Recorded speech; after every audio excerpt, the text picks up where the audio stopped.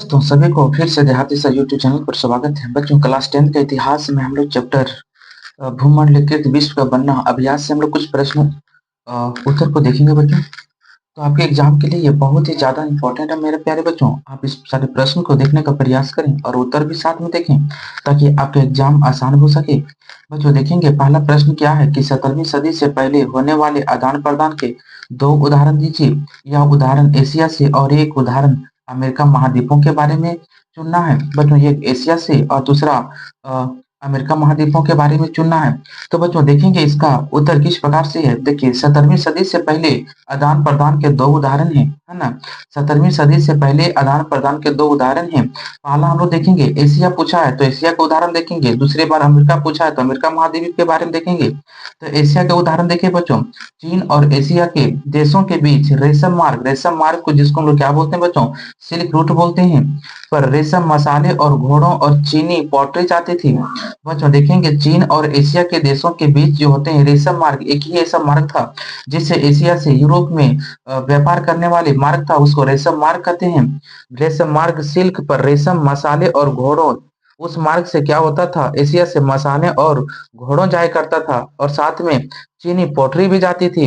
और वापसी में एशिया में जो आता था, वापसी में चांदी सोना जैसी कीमती धातुएं यूरोप से एशिया पहुंचती थी। तो बच्चों आप ये देख पा रहे हैं एशिया से क्या क्या सामान जाया करता था और यूरोप से किस किस क्या कौन कौन से चीजें आया करता था। चांदी सोना आया करता था, हम मसाले घोड़े और चीनी के पोटरी दिया करते थे, लेकिन यूरोप से वापस एशिया में क्या चांदी सोना जैसे धातुएं आया करता था। तो बच्चों अगला हम लोग देखेंगे, एक हमने एशिया का उदाहरण दिया, दूसरा उदाहरण देखेंगे अमेरिका महाद्वीप का उदाहरण जो प्रश्न में आपको पूछा गया है। बच्चों देखिए अमेरिका से आलू सोया आलू सोयाबीन, यहाँ सोयाबीन होगा बच्चों,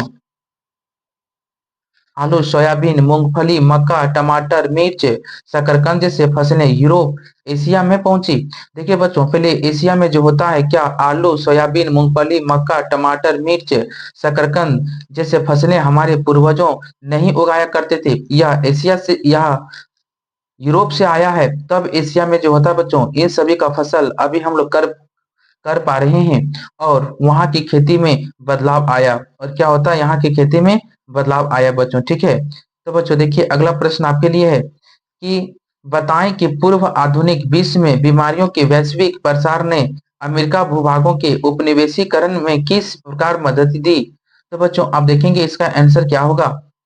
देखिए बच्चों इसका आंसर मैं आपको पॉइंट में लेकर के आया हूँ। आप एग्जाम में जो होता है हमेशा पॉइंट में लिखने का प्रयास करेंगे ताकि आप एग्जाम में बहुत बेहतर और अच्छा नंबर को आप उठा सकेंगे। बच्चों हमेशा प्रयास कीजिएगा कि आप लोग किसी भी क्वेश्चंस का उत्तर जो होता है, खासकर एसएसटी में, इतिहास एसएसटी में आपको आंसर पॉइंट में लिखना होगा, तभी आपको एक बहुत अच्छा नंबर मिल पाएगा बच्चों। चलिए ठीक है, देखिए बोलता है क्या, पहला पॉइंट है यूरोप के कुछ उपनिवेशवादी देश अपने साथ संक्रामक बीमारियों के कीटाणु लेकर के आए। देखिए यूरोप के कुछ उपनिवेशी देश जो होता है अपने साथ संक्रामक बीमारियों को के कीटाणु लेकर के आए। बच्चों दूसरा पॉइंट देखेंगे, अमेरिका जो लाखों वर्षों से अलग थलग रहा था, उसके शरीर में यूरोप से आने वाले बीमारियों से बचने की रोग प्रतिरोधी क्षमता नहीं थी और इस बीमारियों से बहुत जल्दी मर जाया करते थे।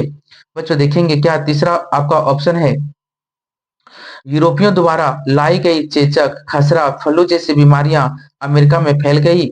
बच्चों देखेंगे अगला पॉइंट है कि बहुत बड़ी संख्या में आबादी नष्ट हो गए, कई गांव और शहर खाली हो गए। बच्चों देखेंगे अगला पॉइंट है यूरोपियों के लिए अमेरिकी भूभाग पर कब्जा करना आसान हो गया। तो बच्चों इस प्रकार आप लोगों ने देखें कि बताएं कि पूर्व आधुनिक विश्व में बीमारियों के वैश्विक प्रसार ने अमेरिकी भूभाग के उपनिवेशीकरण में किस प्रकार मदद की। तो ये आपका उत्तर रहा मेरे प्यारे बच्चों। और सारी प्रश्नों की जानकारी लेने के लिए हमारे देहाती से यूट्यूब चैनल को बच्चों सब्सक्राइब कर लीजिए।